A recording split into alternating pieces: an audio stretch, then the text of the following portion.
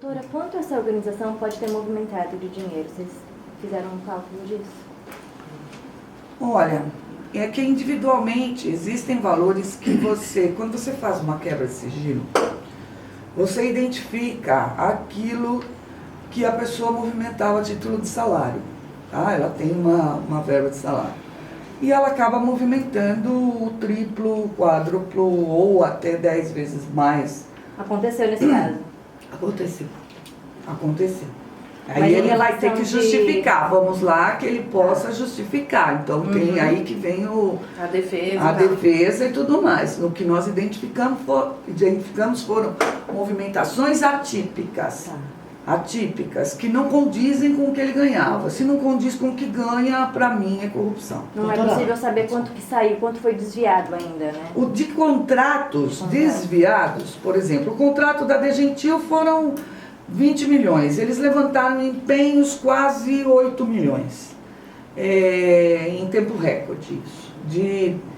Ela fechou o contrato no dia 3 de dezembro, quando foi em março, ela já tinha levantado quase que toda a verba orçamentária prevista para esta contratação. Porque ela era uma verba interligada com outros órgãos. Então ela tinha uma parcela da prefeitura, uma do SAI e outra da URBS. Essa licitação ela foi feita com verba orçamentária conglomerada.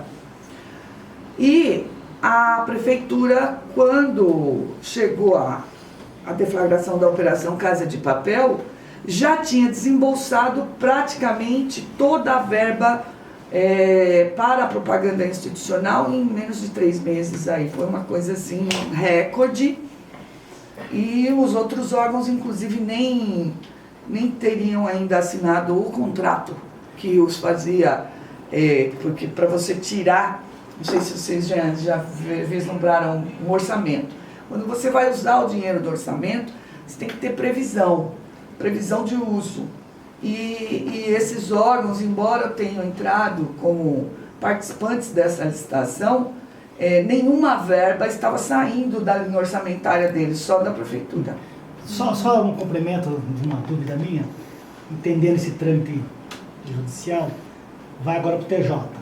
Não, ainda não. Só se ele... Só se o STF decidiu lá que ele tem que voltar. Inclusive, um dos atrasos da nossa investigação aqui foi justamente esse ato que houve. Perfeito. Isso Né, que por impediram... conta do foro privilegiado. Mas quando for o TJ, ele pode, por exemplo, pedir a prisão de um dos envolvidos. Os procuradores ou de não? justiça podem, sem dúvida alguma. Independente das medidas cautelares que estão sendo seguidas ou não, Sem né? dúvida alguma. Eles podem entender diversamente de mim. Perfeito. Que eu pedi medida cautelar alternativa à prisão. Porque eu entendi que o caso agora era esse, essa medida eu acho que é o suficiente. Agora, se houver descumprimento, aí... É imediato. Doutora, quais foram as restrições que a Justiça impôs aos acusados? Olha, nós pedimos que foram concedidas. Se a senhora explicasse e fizesse um resumo, e se descumpridas, o que acontece? Você quer dizer? Comparecimento mensal em juízo com proibição de mudança de endereço sem autorização judicial. Mas o comparecimento mensal em juízo é coordenado pelo cartório. Então, todo mês a pessoa tem que ir lá e comprovar que ele está morando no mesmo lugar, que ele não mudou, e é lá. Comparecimento obrigatório a todos os atos processuais, quando regularmente intimados. E aqui, esse requerimento, ele teve por objetivo evitar procrastinações indevidas por compromissos que não dizem respeito nenhum à instrução do processo. Então, não vai haver esse tipo de compactuação com atrasos que se criem dentro Habeas do... corpus preventivos, aí vai também, né? Não, habeas corpus é uma medida judicial, mas vim com, por exemplo, Tá doente. atestados, nós vamos verificar. Entendi. nós vamos verificar. Vai ser bem criterioso. Vai então. ser criterioso. Doutora, a possibilidade... desculpa, senhora terminou. Perdão. E o descumprimento? Ela está falando Tá ainda bom, todas tá. as justificações. Proibição de ausentar-se do país, devendo os denunciados entregar seu passaporte no prazo de 24 horas no cartório da vara. E esta proibição vai ser comunicada a quem de direito é a Polícia Federal. Porque quem está respondendo a um processo desta envergadura pode encontrar aí uma vontade de sair do país. Né? Então, Repentino. nós estamos tentando evitar isso, porque busca-se com isso fugir e não ter punição. Você tem 24 horas para entrega.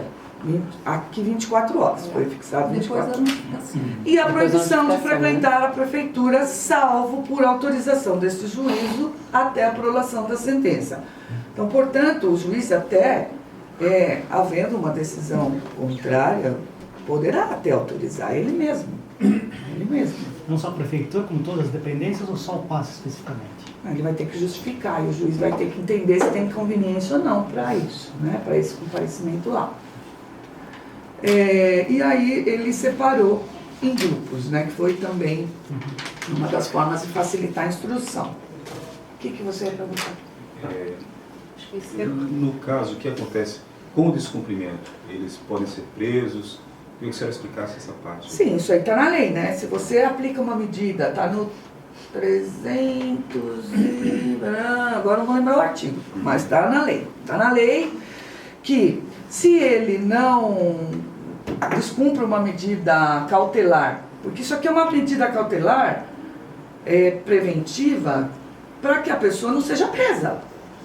Então é assim, olha, nós trocamos. Se você cumprir isso aqui, que você não será preso. Agora, se você não cumprir, você vai ser preso. Porque nós temos que garantir que esse processo tenha começo, meio e fim. Seja para condenar ou absolver. Mas ele tem que ter começo, meio e fim. Aqui existe uma investigação séria, existe uma análise séria, documentação muito séria, apreendida aqui, que tem que ser analisada pela justiça. Então, expedientes para se procrastinar isso, a própria lei às vezes possibilita isso. Nós estamos tentando evitar. Então essas medidas foram impostas justamente para determinar o local onde eles estão, proibição da saída deles do país e afastar total possibilidade de ameaça às pessoas que Sim. estão envolvidas e que possam Sim. depor contra, né? Exatamente, porque isso aqui é um procedimento sério, que ninguém está falando em hipótese, ninguém está brincando de prova, ninguém está fazendo suposta investigação, ninguém fez suposta, isso aqui não é suposto, isso aqui é concreto. Aliás, doutora, do jeito como o elemento tem o elemento probatório, dá-se a impressão então que se ganhou a eleição, se ocuparam cargos unicamente para desviar dinheiro público de uma forma simples, sem preocupação em alguém ser denunciado, em isso ser descoberto e depois o Ministério Público ser acusado. Foi bem assim, não foi bem assim. Você não entra no mandato já pensando em desviar dinheiro. Você não entra assim, não é assim.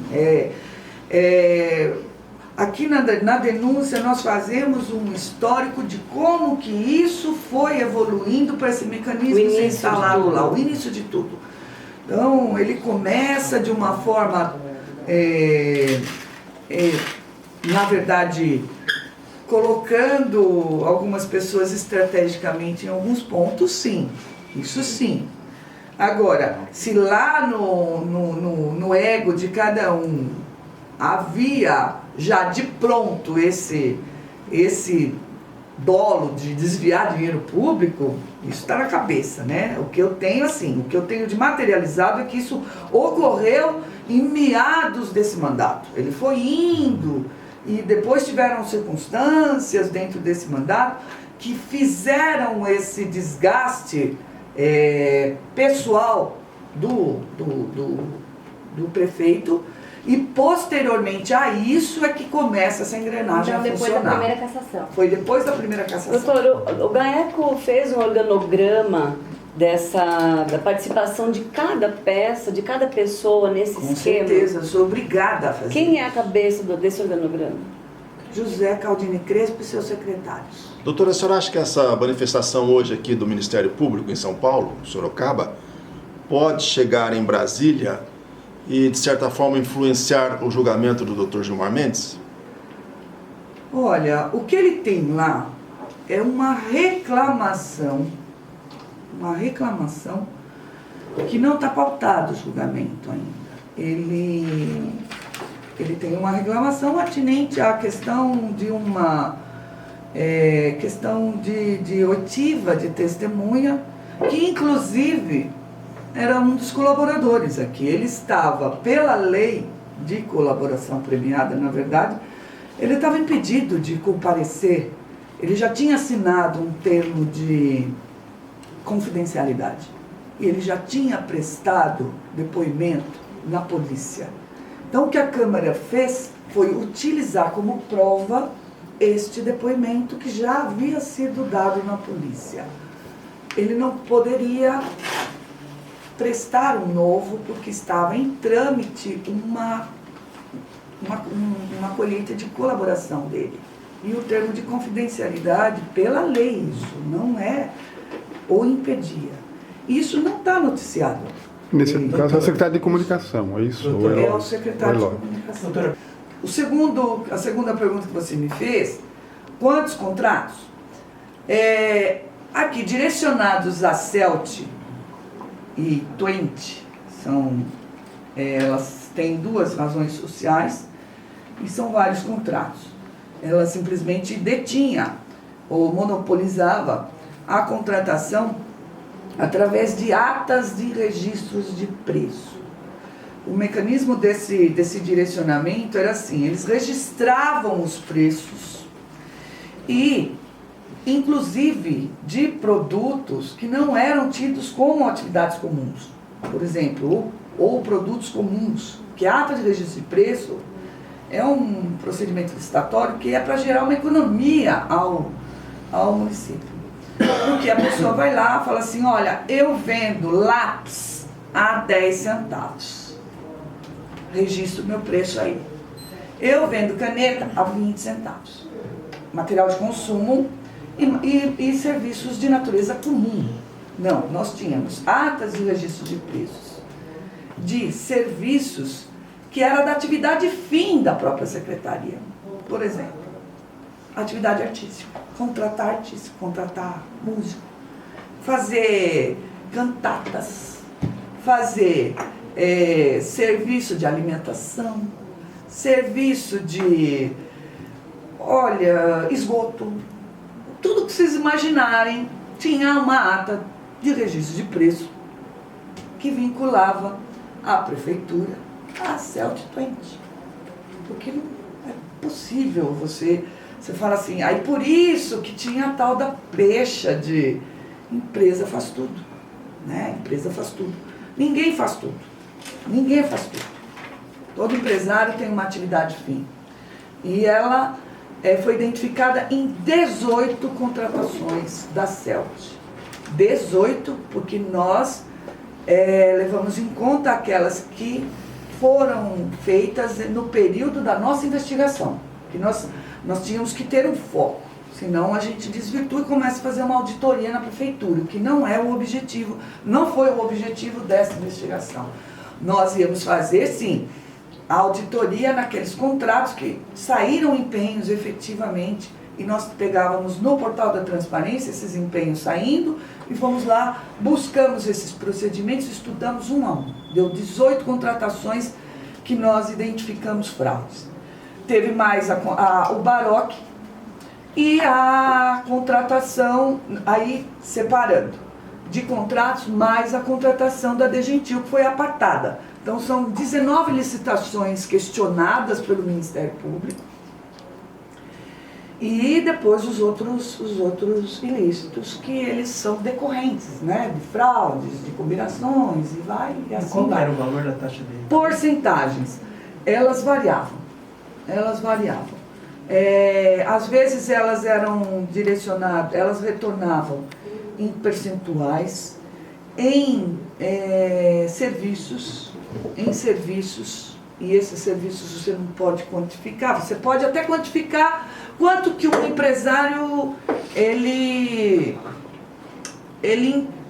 investiu né, nesse negócio para ele ter o retorno do serviço de volta para ele.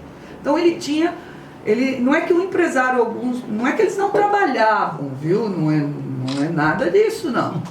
Muitas vezes eles terceirizavam essas atividades. E muitas vezes essa terceirização, em grande parte, não era nem autorizada. Não era autorizada. E tinha que ter a chamada capacidade técnica. Então, é muito variável o percentual. Tem percentual que era 10%, tem percentual que era 30%, é assim, tem documentos que eles anotam o valor, tem documentos em que eles já combinam antes o valor que vai ser colocado no termo de referência, portanto a porcentagem já está embutida lá, ela vai ser concretizada lá no final. Existe um exemplo de valor, por exemplo, o valor normal que mostraria, né, essa diferença para cima? Por exemplo, tiveram publicações de jornais que o valor normal de um veículo de imprensa, que nós temos vários, sérios, aqui, vamos supor, eu não vou te falar o valor exato, mas ele tinha pelo menos o dobro em cima do valor. Fora isso, não era só isso, às vezes ele estava até com o valor certo, mas a nota fiscal era paga 2 vezes. E aí? Então nós identificamos notas fiscais pagas em duplicidade, que o próprio ordenador de despesa autorizava. Então autorizou, o secretário da Fazenda paga. E o ex-prefeito Crespo, o prefeito Kassab, tinha conhecimento de tudo isso. Sem dúvida, você é o dono do cofre, você tem que saber disso. O dono do cofre da prefeitura é o prefeito. Isso para tudo quanto é, em qualquer lugar. Então, você tem que ter conhecimento como ordenador de despesa. Se você alegar que não tinha conhecimento, você está alegando ignorância da lei, o que não pode. Está na lei também.